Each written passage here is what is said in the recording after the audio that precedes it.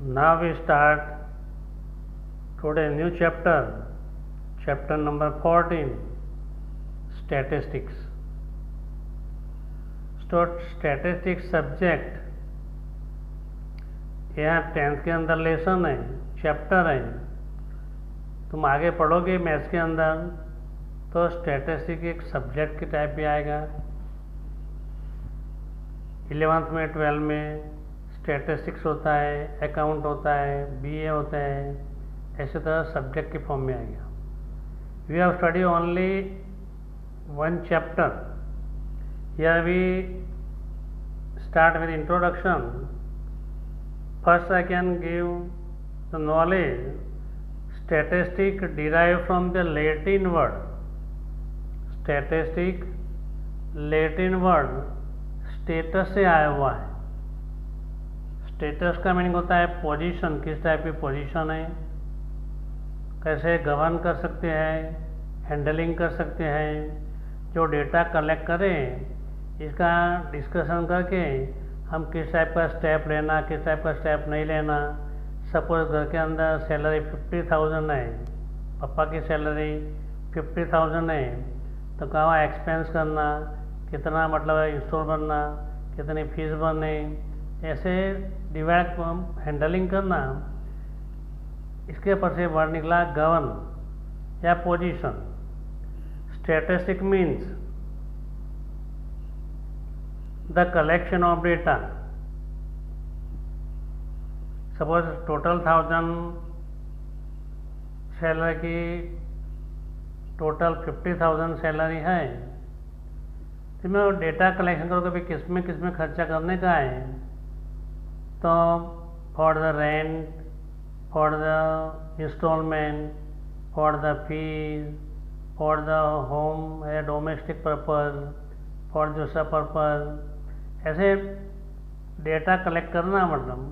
And discuss for the different purpose, different purpose के लिए इसको डिस्कस करना कि भाई कैसे हम सैलरी में से सेविंग कर सकते हैं, कहाँ कहाँ हम डिवाइड कर सकते हैं, फ्यूचर का प्लान एडजस्ट कर सकते हैं। फॉर गुड गवर्निंग, अच्छी तरह गवर्निंग करना ऑफ द फील्ड। कोई भी फील्ड है, बिजनेस है, फैमिली घर है, कुटुंब है, बड़ा बिजनेस है, फार्मिंग है, इन ऑल फील्ड एक भी फील्ड बाकी नहीं है जिसके अंदर स्टैटिस्टिक का यूज़ नहीं आता होगा।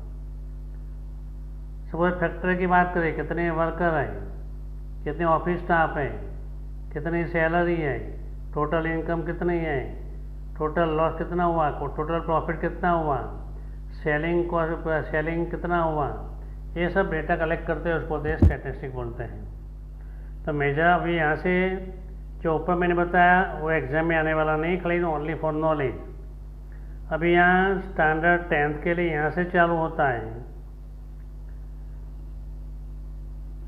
Measure of central tendency means measure of central tendency means main idea, in short average. Mean का मीनिंग होता है एवरेज। मीन का नोटेशन है एक्स बार है। सेकंड है मोड, मोड का नोटेशन है जेड। मीडियन का नोटेशन है एम है। कोई भी डेटा ले लो, डेटा का मीन ओनली 1 ही निकलता है, मोर देन 1 होता नहीं है। बिकॉज सब डेटा का कलेक्शन करने का और नंबर ऑफ जितने डेटा हो इसे डिवाइड करने का, इन शॉर्ट एवरेज। हम इसको एवरेज भी बोल सकते हैं।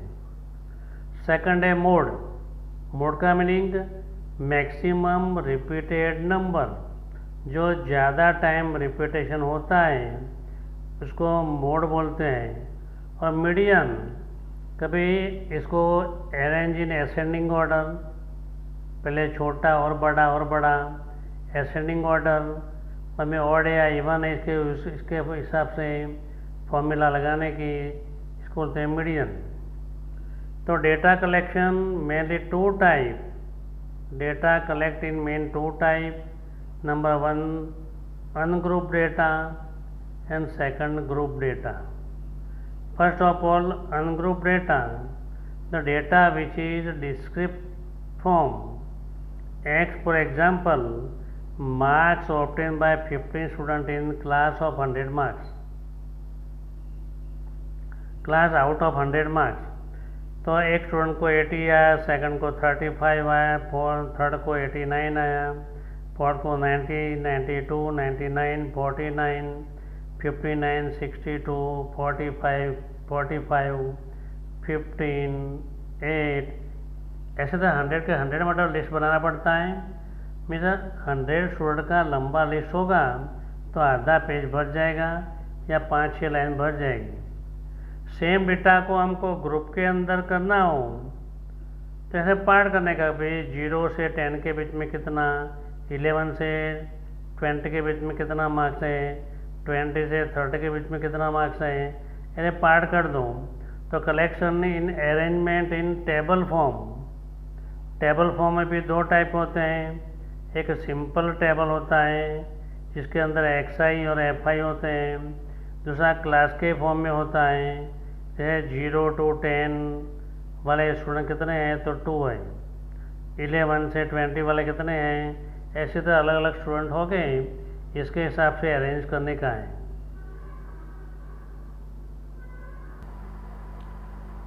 Now we start ungroup data. जो ग्रुप में नहीं ऐसे data, let x1, x2, x3, x4 डेस्टेड xn ऑब्जर्वेशंस।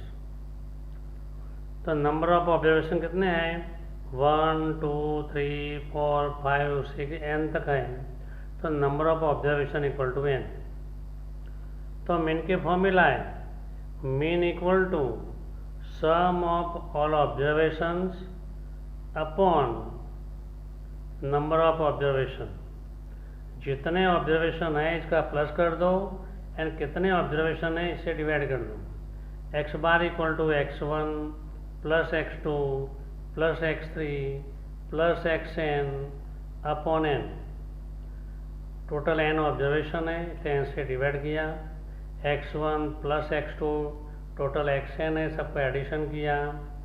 तो शॉर्ट में लिखना हो तो सिग्मा, कई सर सिग्मा बोलते हैं, कई सर समेशन बोलते हैं, दोनों राइट हैं। समेशन बोलो या सिग्मा बोलो।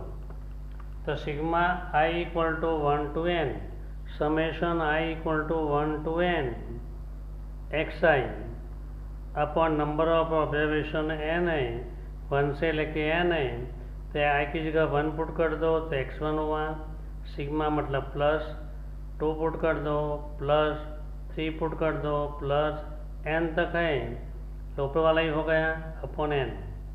और बार बार हमें ऐसा लिखना नहीं हो i equal to 1 to n, i equal to 1 to n। हम शॉर्ट में ऐसा भी लिख सकते हैं, सिग्मा xi अपॉन n लिखते हैं। इसके ऊपर क्रॉस मल्टीप्लाई कर दो तो sigma xi equal to n into x bar. तो सिग्मा मतलब समेशन, सिग्मा मतलब सम, तो सम ऑफ ऑल ऑब्जर्वेशन इसको बोलते हैं सिग्मा बोलते हैं। n मतलब number of observation, x bar मतलब मैंने फॉर्मूला बन गई। तो sigma xi equal to n into x bar.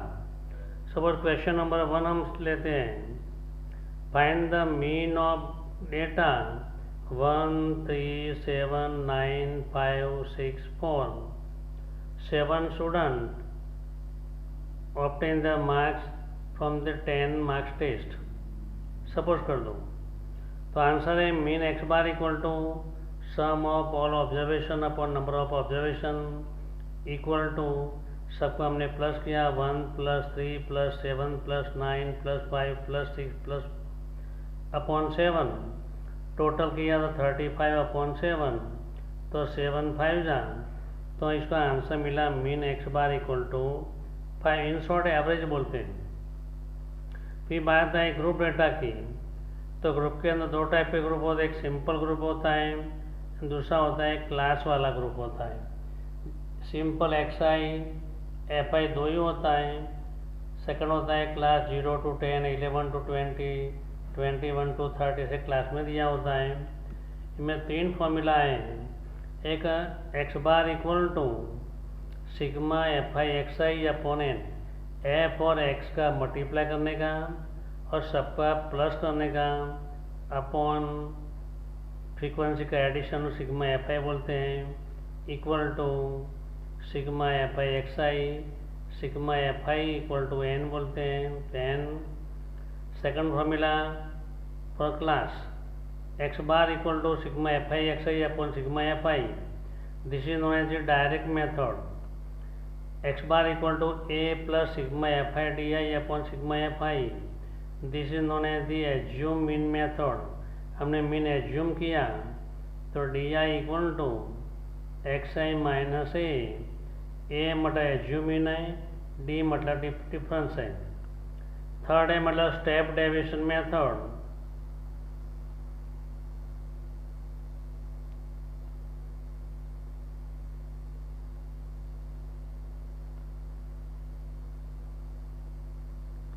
Third है step deviation method. X bar equal to A plus sigma F I you I upon sigma F I into H, H मतलब class length, where U I equal to X I minus A upon H, this is known as the step deviation method.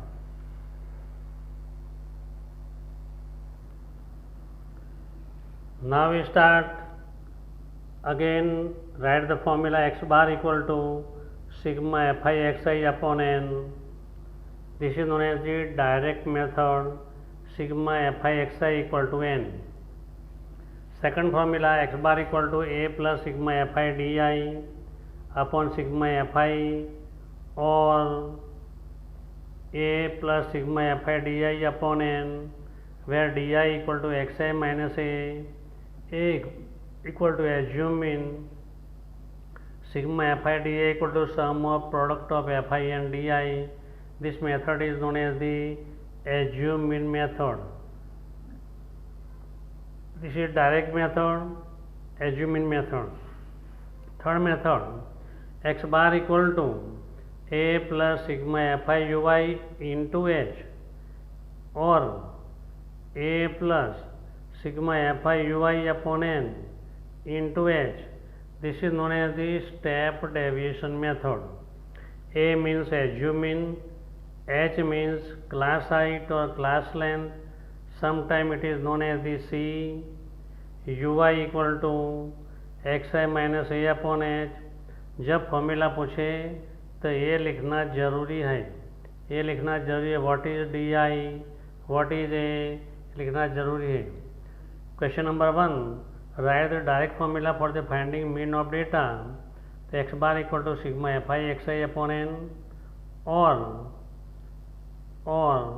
X bar equal to sigma F I x I upon N, sigma F I equal to sum of frequency, it is known also N.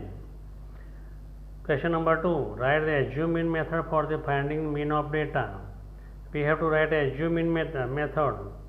X bar equal to a plus sigma fi di upon sigma fi. Here a equal to sigma fi di upon n. Sigma fi को हम n बोल सकते हैं। Where di, what is di? xi minus a. Write the step deviation method formula for the finding mean of data.